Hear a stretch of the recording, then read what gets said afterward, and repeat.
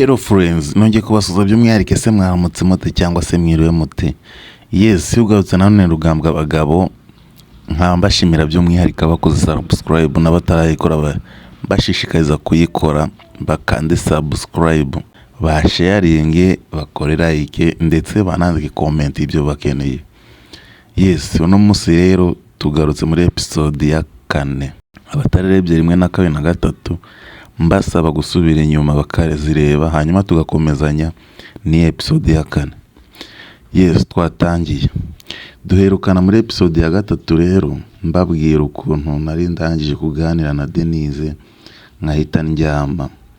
Yes, twakomeje kuri 4 rero.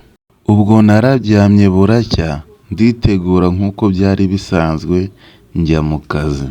Iminsi yakomeze kwihirika, hashize icyumweru mvugana na Denise na Vava, nawe nari ntangiye kumufatisha dore ko yari yarampaye nambaye.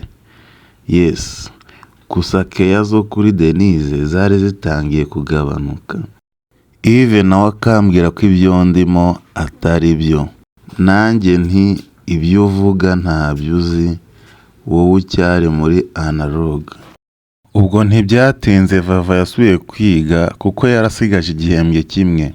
Ubwo nasigaranye na Denise akajya mpakeya nanjye bikandenga, nkamutekerezaho nkibaza impamvu ngiye kumutendeka, ariko nkigiza ngana ngo muri iyi mode digital tugezemo nta mpamvu yo gutereta umukobwa umwe.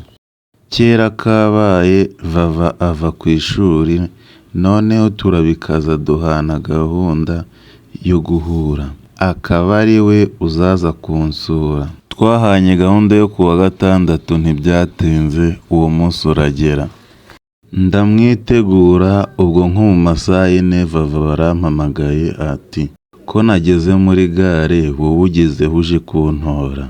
Nanjye nti zamuka mu muhanda w'ibumoso urahita umbona nanjye ndi kuza.